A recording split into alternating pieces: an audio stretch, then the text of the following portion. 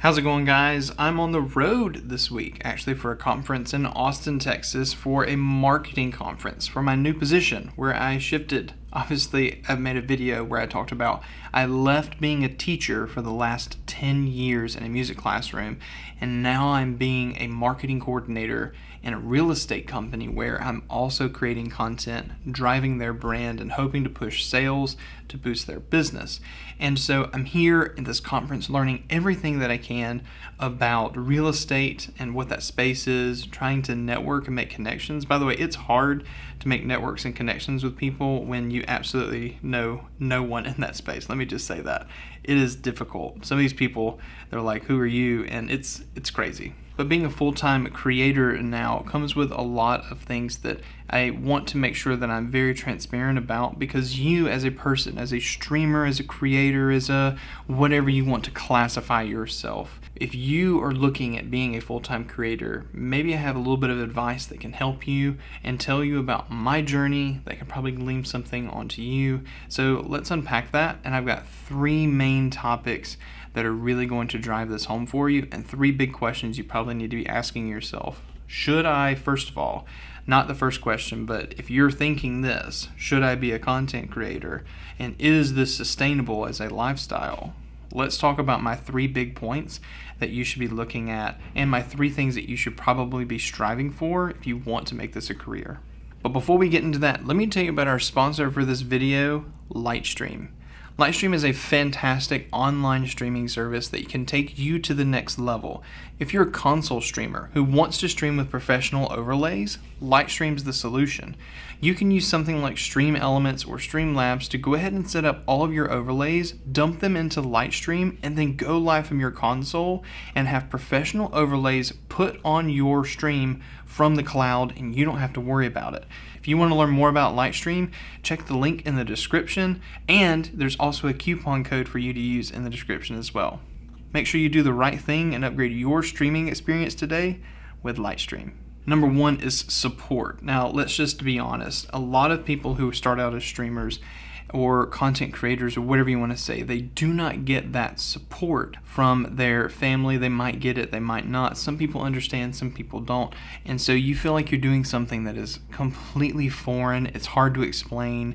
If somebody asks you what you do or what you've been doing with your hobbies, you tell them, I sit in front of a computer and look at a webcam and tell them I play video games, and people instantly will think, wow, okay, that's not successful. So you need to find someone or a group of people who are going to build you up, especially when things look like they're crazy. You might have a few bad streams, a few bad videos, and you want to be able to talk to someone who understands but also supports you. So I would encourage you to find a place where you can do that, like our Discord community, which is discord.gg/thedarkness. It's a great place for creators. It's not a follow for follow or anything. It's literally just a place to connect with people. So if you need somewhere to start there. Second piece of advice question is, if you're looking at your analytics and you ask the question, why am I not growing? Whether it be your stream summaries from Twitch, your video analytics from YouTube, your TikTok impressions and likes, your Reels impressions and likes, and you dive really deep into those analytics and you constantly ask yourself, why is no one watching my content? Why am I still doing this? No one obviously finds me interesting. Why am I doing this? Let me just go ahead and tell you, most of these platforms, including YouTube and TikTok, as well as Instagram and Twitch, all of these platforms have different ways of discovery. Some of them have a really good built-in discovery platform. Some of them do not. Like YouTube and TikTok and Instagram all have a really good way for you to find discovery quick. Twitch does not. And so by me going ahead and telling you that, if you're a Twitch streamer, you want to first of all start saying, am I posting content in other places? Because you might be upset with your Twitch summary and no one watch you. But anyway, what I'm saying is I've put in all this time and all of this money and all of this effort. Why haven't I blown up? It makes sense that I would blow up. But what you really need to know is that Twitch does not promote your platform. There are hundreds and hundreds and hundreds of channels. There's no discoverability. And if someone happens to click on your channel, most of you are not conditioned enough to be able to speak at all times during being live. By the time you recognize they're in your channel, you've already missed it, and you're talking to an analytic number that says someone's in your chat, and they've already left. So what do? Stream less, cut off a couple days, and then take those days that you would be streaming, turn your clips into reels and shorts and TikToks and things that you can throw up on other platforms. Repurpose them. You'd let them be the exact same content. Throw subtitles, make them look good, jump cuts, all that stuff. You can do that. And you can also do it online using Canva, which now does like vertical content editing for free. You should go check out that. I'll put a link in the description. But when it comes to analytics, if you're asking yourself that question, why am I not successful? Why do my analytics look like this?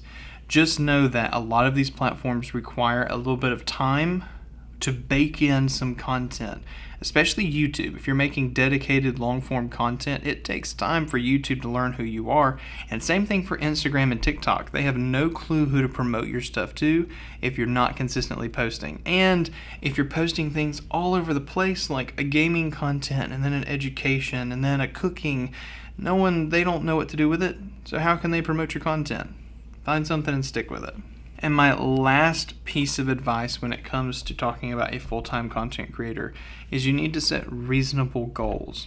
You see, as a full-time content creator now, I've taken the opportunity to set goals for myself that I can control.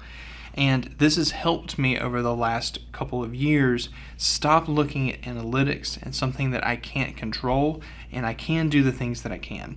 And when I don't perform up to those standards, I can only blame myself. And when I did that, I saw my channel, my YouTube channel, which almost died. I almost quit at 170 something subscribers. And if I didn't pivot, pay attention, and try something new and set goals for myself, I would not be here almost at 10,000 subscribers and doing the things that I am for you guys with sponsors on this channel. I wouldn't. So make sure you take the time to set goals you can. What do I mean by that? Don't set sub goals. I want 50 followers this week. I want 200 YouTube subscribers. I want to get 20 likes on this video. I want those things you can't control. You can't make someone physically press the subscribe button, the like button, the follow button, the heart button. You can't do that. That's nothing you can control. You can't make somebody support you and pay you. Those are things that are not going to happen. What you can control is uploading content, being available to your community, making sure that you're updating them on the things that are important, making sure that your content is either consistent or being uploaded. Make sure that your audience understands. If you're going to be an inconsistent uploader, then be inconsistent. If you're going to be consistent, don't say, I'm going to post a video every single week on this day, and then don't. Because either you're setting that for yourself or you're setting yourself up for failure. It's either going to be beneficial for you to set a goal so that you have something to strive for, or you're going to guilt yourself constantly because you were unable to do that. First of all, just know something. Post content whenever you want. Who cares if you're consistent? You just need to post. When you have something good, post it. If you don't have something good, don't make something crappy and then post it. That's stupid. And if I had to do a number 4, I just have to say it this way. Stop being that person who thinks, oh, this next upgrade that I make for my channel is going to be so beneficial. It's going to make things so much easier for me just to justify that purchase. Things like a Stream Deck. Okay, I love my Stream Deck.